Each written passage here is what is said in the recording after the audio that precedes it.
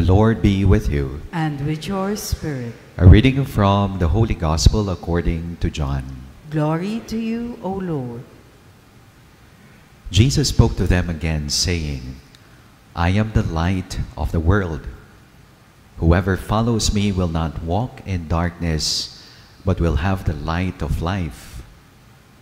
So the Pharisees said to him, You testify on your own behalf, so your testimony cannot be verified. Jesus answered and said to them, Even if I do testify on my own behalf, my testimony can be verified, because I know where I came from and where I am going. You judge by appearances, but I do not judge anyone. And even if I should judge, my judgment is valid, because I am not alone, but it is I and the Father who sent me. Even in your law it is written that the testimony of two men can be verified.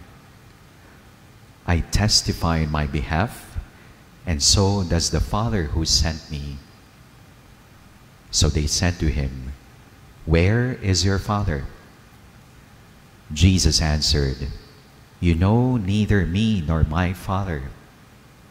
If you knew me, you would know my Father also. He spoke these words while teaching in the treasury in the temple area. But no one arrested him, because his hour had not yet come. My dear friends, the Gospel of the Lord. Praise to you, Lord Jesus Christ. Good afternoon, sisters and brothers in Christ. Peace and blessings to everyone. In these days leading to the Holy Week, the liturgical readings present Jesus as a dead man walking. He is condemned to die. The great American Archbishop and writer Fulton Sheen said, We came into this world in order to live, but Jesus came, born as a man, in order to die. Isinilang tayo sa mundong ito upang tayo ay mabuhay, mabuhay ng ganap. Pero si Jesus dumating sa mundong ito upang mamatay. Mamatay sa pagmamahal. Mamatay nang tayo ay magkaroon ng ganap na buhay.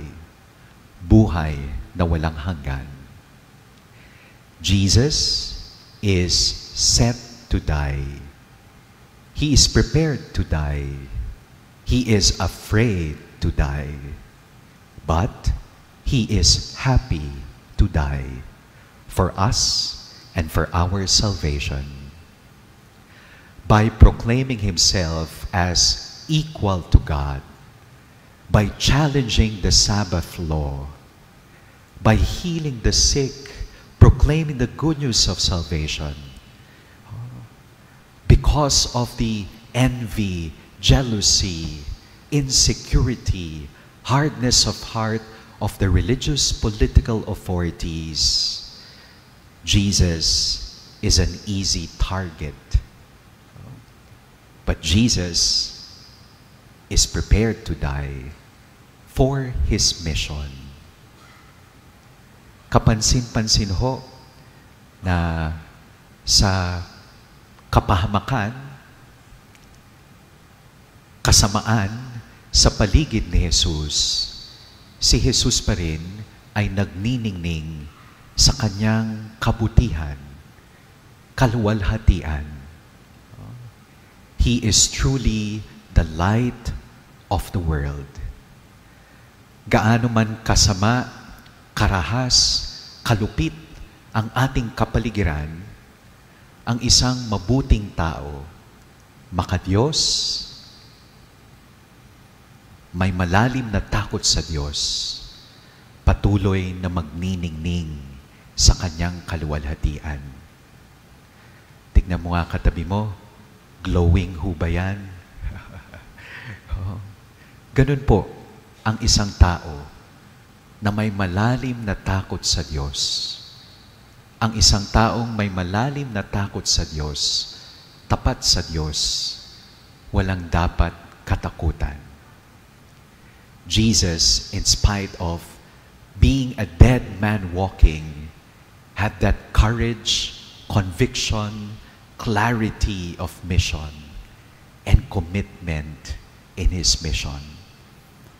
Because he is truly faithful to the Father. My dear friends in Christ, what can we learn from our Lord Jesus? What can we learn from Susanna in our first reading today? In our first reading today, Susanna is like our Lord Jesus, a virtuous person, falsely accused, but because of her faithfulness, she was vindicated. Ganun ho daw kapag ang isang tao namumunga, ang punong hitik sa bunga, karaniwang binabato. When you're on top, you become the topic. When you're ahead, you become the headline. But Susanna and Jesus focus on being good, on doing good. What can we learn? First, whatever good that we witness in our life is a reflection of the goodness, the righteousness of God. Anumang kabutihan ang nakikita ng ibang tao sa atin, yun po ay reflection ng kabutihang loob, katotohanan na nagmumula sa Diyos. Everything is grace. Everything is gift. We all live in borrowed light. Ikalawa po, it is our mission to do good, to be good, to choose what is good.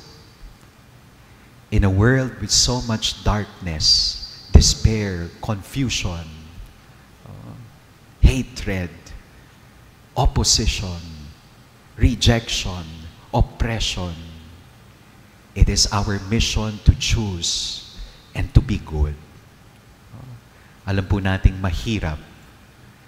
Naalala ko po yung kaibigan ko, sabi niya, alam mo Father, nung unang panahon, kapag ikaw ay nasa panig ng kabutihan, nagsasabi ka ng totoo, you have many friends.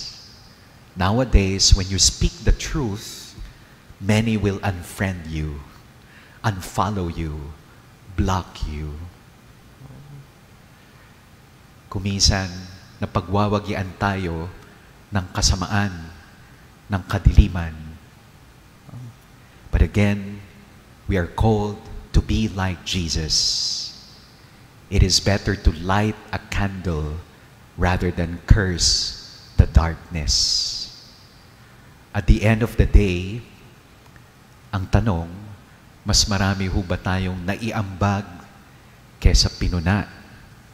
Mas marami ba tayong minahal kesa hinusgahan? Ikatlo, it takes courage to be good, to be righteous, like our Lord Jesus. Ang mga matuwid na tao, makadiyos, patuloy sa paggawa ng kabutihan, bagamat sila ay nasasaktan, because it is who they are. Ganun po ang mga taong may busilak ang puso. They suffer most, but they continue to be good because it is who they are. Amen.